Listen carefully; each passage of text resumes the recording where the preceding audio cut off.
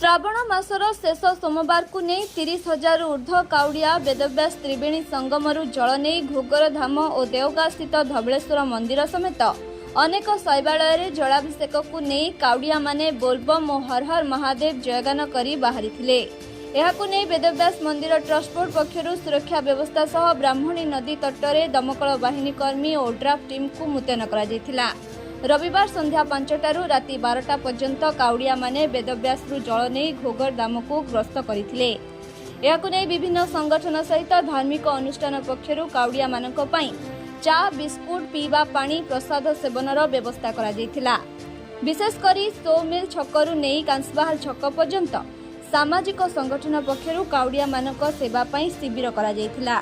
तेबे पुलिस प्रशासन पक्षरु पेट्रोलिंग करा जिबा सह पुलिस जवान माने वेदव्यास छकरू नहीं राजगामपुर छक पर्यंत मुतयन थिले।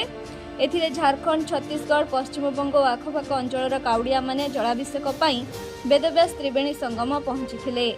राउरकेलारू दिलीप शर्मा को रिपोर्ट, कलिंग समाचार।